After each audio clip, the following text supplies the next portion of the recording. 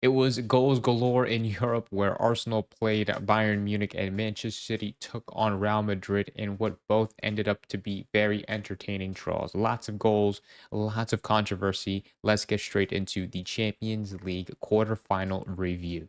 First, let's start off with Arsenal versus Bayern Munich. This is a 2-2 draw. Arsenal made two changes from last 10 out when they played against Brighton. They started Gabriel Martinelli instead of Gabriel Jesus, and Shevchenko was benched for Kubo Kiwior. And I've said this before in the previous Champions League video that I've made. It was interesting seeing Harry Kane come back to London playing against his former rivals Arsenal, as well as his teammate Eric Dyer, who both played for Spurs and have a lot of experience playing against Arsenal. Arsenal went in front after 12 minutes through Bukayo Saka, who ran into Ben White's really well-placed pass, a shot around the keeper, bottom left corner, a beautiful, beautiful goal from Saka, and it's nothing less than what you expect. But their lead was very short-lived. After just about 6 minutes later, there was just a bunch of commotion happening at the defense. The defender had no idea who to pass it to, whether to the goalkeeper out wide, ended up losing possession, giving Bayern Munich a chance through onto goal, keeping the pressure on, seeing Gnabry making that run on the left-hand side there, passes it straight to him and equalizes for Bayern Munich. Then Bayern were awarded a penalty around the 30-minute mark where Saliba made a really poor challenge on former Manchester City player Leroy Sané,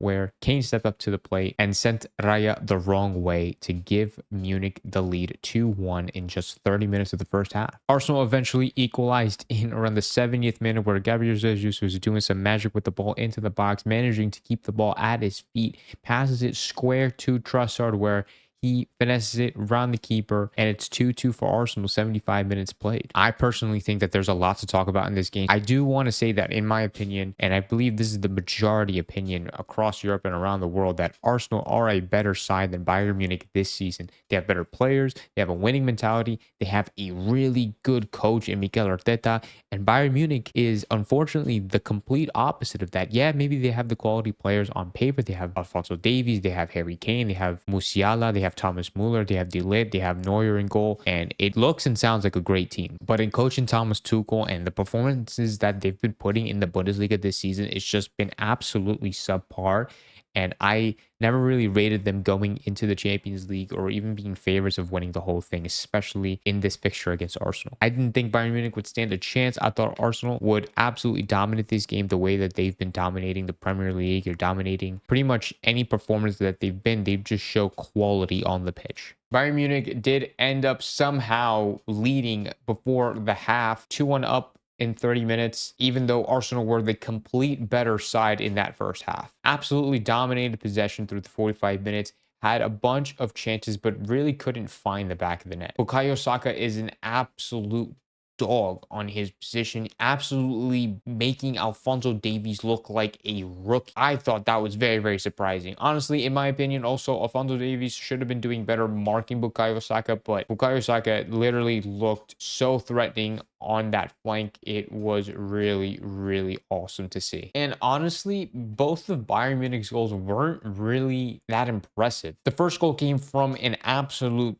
horrific mistake and unfortunate situation for Arsenal's defense. Didn't really know what they were doing. Bayern Munich managed to win the ball back and played like two balls forward and was able to score.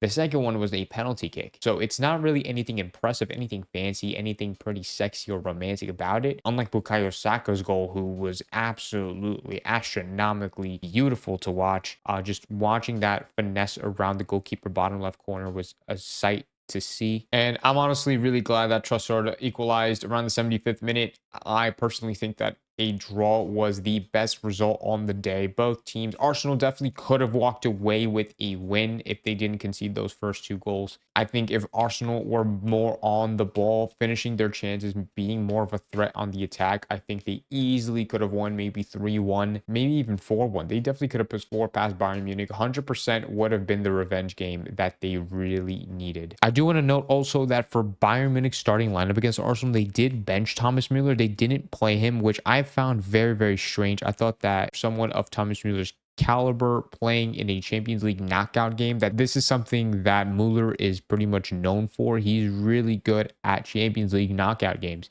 And the fact that Tuchel benched him, I thought was just really, really strange. And maybe that probably could have changed the impact of the game just a little bit. I also want to mention that Bayern Munich also were at a disadvantage because of the fact that they were banned from having any away supporters for this match after the supporters from the last game against Lazio started throwing fireworks. UEFA was just completely banned the attendance of Bayern Munich fans at the Emirates Stadium. Like I predicted in my last Champions League video, that was an Emirates Stadium filled to the brim with Arsenal supporters, and Bayern Munich were just able to completely ignore that and just solely focus on getting a result, and it worked. Also, I did think that there were a lot of mistakes on Arsenal's part, like for example, especially in that first goal. Why was Raya so far out of his goal? Like, I thought it was very unnecessary for him to just completely leave his goal. Like, he had no reason to be that high up the pitch. Like, the ball was going to be nowhere near him, and if Raya would have just stayed in his, just in the box, just, or even moved a little further up, the defender, I forget who it is, could have definitely just passed it back to Raya and kept playing like normal. But Raya, for some reason, just completely threw the Arsenal defense off, making him have to make a decision, like a quick decision, whether to play out, pass it back or play out wide. Ended up playing out wide and losing possession. And boom, boom, boom. After 2 passes, it was a goal. So I thought like that was just a strange choice from David Raya. When they do go to Munich at the Allianz Arena, that is something that they're going to have to avoid. They cannot be making like mistakes like that where it's like they anticipate too much or go commit too much, too deep or too high up the field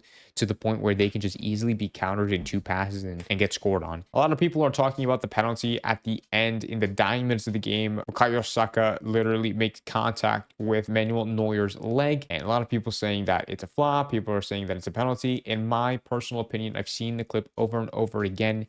It is, in fact, not a penalty, in my opinion. And I say this because of the fact that Bukayo Saka, you can clearly see that Bukayo Saka moves his leg towards Neuer's leg to initiate the contact for him to go down and tries to bait the penalty. Honestly, you can't blame Saka for doing this. It's late in the game. They want the win, and a penalty at this stage of the game would really, really help Arsenal. But also at the same time, I think that Saka probably could have scored even without winning the penalty. If he didn't try to win the penalty and actually try to score, I think he probably would have won the game. So it was a very unfortunate situation for Saka. I think he kind of wanted to take the easy way out, and it just didn't work in his favor. And hopefully he can learn that for the second leg when it comes to playing at Munich. Bayern, on the other hand, just looked like they were able to hold on. And honestly, this is a great result for Bayern Munich away at the Emirates Stadium. If they're able to take Arsenal home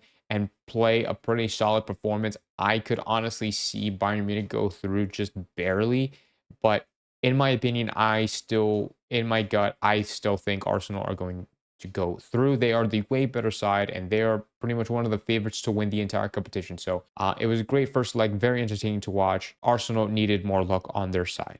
Now let's get into the game that everybody watched, everybody anticipated was going to be just the game of the tournament. This is literally a Champions League final played in a quarterfinal first leg. Real Madrid versus Manchester City, 3-3 draw, 6 goals in total. The first 3 goals came in the opening 14 minutes of the game. City opened up the scoring with a Bernardo Silva free kick. Chouameni literally got a yellow card in the first minute of the game, allowing City to get this free kick and the opening goal. Completely caught Lunian off guard. Lunian was anticipating a cross into the box, was shifting so far to his left, our right of the goal, that Bernardo Silva was like, hey, let me just go for it. And it worked. It was a well-struck, low-driven shot right into the back of the net. Does take a touch, but it's a great first goal, and it's a dream start for City. But what was Manchester City's dream start turned into City's nightmare just a couple of minutes later.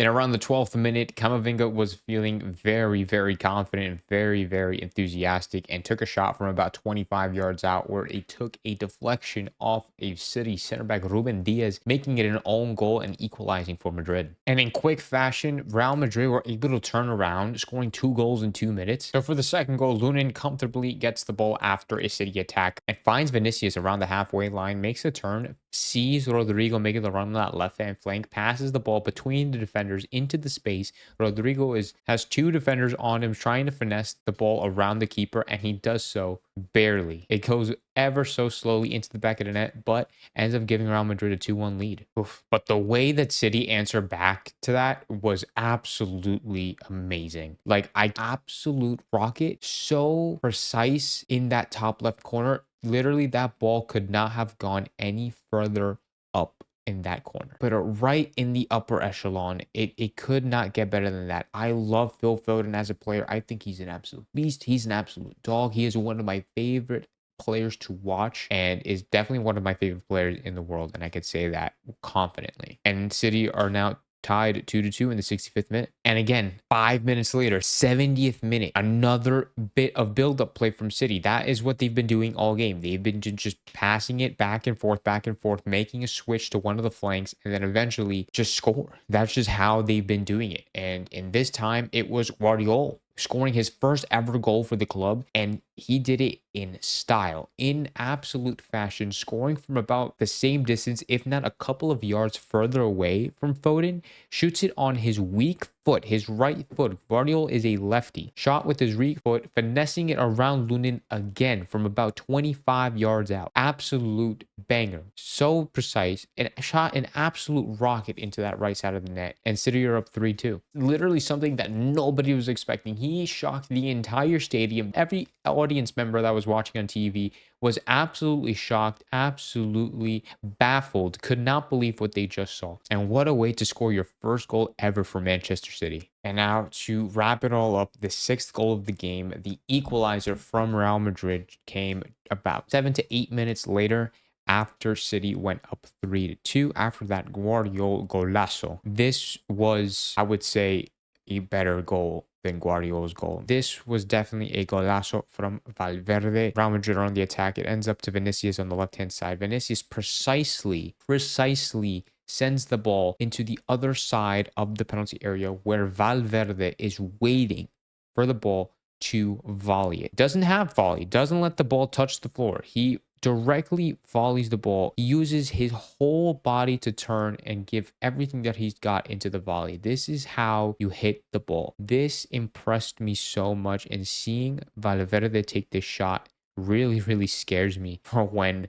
he has to play with Uruguay in the Copa America. Just beautiful football from both ends of the field. And if you're a neutral, it was just the most ideal and the most amazing game that you could ever see in your life, and probably the best Champions League knockout game that I have seen in a long time. But yeah, an absolute privilege to watch a game like Real Madrid versus Manchester City at the Bernabeu. This is literally, like I said before, a Champions League final that we're seeing in the quarterfinals. And that is what football is all about. That is what the Champions League is all about. Seeing games like that, seeing performances like that from both sides. It's just amazing from a soccer fan, football fan. Yeah, I was just so happy that I was able to watch that and be able to experience that. But just some keynotes, a little bit about both teams. First, let me start with Manchester City. The fact that they didn't have Kevin De Bruyne because he wasn't really feeling good as they were arriving into the Bernabeu, and they didn't have Kyle Walker. So those are two really big hits that they took, but honestly, it didn't even seem like that affected them at all. And also, at the end of the game, Phil Foden got a knock. We don't know how serious that is, to be honest. And yeah, Bernardo Silva was just amazing. Him having the intelligence to see the fact that there was only one man on the wall and instead of two or three, and he acted very quickly, acted very professionally. He struck that ball so well, so low, so hard, so fast. You don't simply find that anywhere else in any other level. That is the highest level that it's going to get. That intelligence, that reaction time, that kind of shot, that accuracy, quickness, it's just all in one. Amazing for Bernardo Silva. Phil Foden is out of this world. Just seeing him, obviously, with that amazing strike, probably the freaking goal of the Champions League so far. Just an absolute joy to watch him play. But yeah, at the end of the day, I think it was a good result for Manchester City since they are the away team. They had the away fixture first. Scoring 3 goals away is really good. And I think when they do play at home, they're going to perform just as good, if not better. They might, scare Real Madrid a little bit. But if we remember from last time out, City beat Real Madrid 4-0 at home. And then they ended up tying 1-1 at the Bernabeu. So something similar could happen again. In my opinion, I think Manchester City will go through to the next round. For Real Madrid, I honestly don't have anything negative to say about them. This is a very, very dangerous Real Madrid side. They have the likes of Valverde, Vinicius, Rodrigo, Bellingham, Camavinga, Tuchemeni. It's literally just not a single bad player in this squad. Everybody I thought just played really, really well, and Real Madrid did well to defend against Manchester City and play off the counter attack. Honestly, it was just an amazing, amazing thing to see. I genuinely don't know what to expect from the second leg. If Real Madrid could put the performance that they did tonight, they might be able to hold their own, maybe even take it into extra time. But it's going to be a very, very insane second leg. But yeah, guys, that is going to be the end of the Champions League first leg of the quarterfinals review. Arsenal, Bayern Munich, Manchester City versus Real Madrid. Just amazing, amazing games. And it's just so hard to put into words, and you just have to see it. So I can't wait for the second leg. Thank you so much for watching this video. Please leave a like and a comment and subscribe to the channel if you did. Thank you so much to the 1,000 subscribers and just supported my content and this community that I'm trying to build with you guys, trying to talk soccer and football. It's been really, really awesome. The growth within these last couple months have been really, really inspiring and amazing to see. And so I appreciate you guys wanting to be on this journey with me and be in this community with me, talking about the sport that we all love. Also, side note, just before recording this video, I did go live on YouTube on the Heron Haven podcast, talking all things Inter Miami, Messi, CONCACAF Champions League, MLS, you name it. I do previews and post-game reactions to all of the Inter Miami games. If you're interested in that, if you're interested in Miami, MLS, or you just want to know more, I'll leave a link to a playlist of the podcast so you can catch me live whenever I do go live, whenever Inter Miami plays. So, and also make sure to turn your notification bell on so you get notified when I do go live, and just come and hang out. Thank you again for watching. I'll see you guys in the next video. I will be streaming Inter Miami Wednesday night after the second leg in the CONCACAF Champions League against Monterrey. So I'll see you tomorrow night.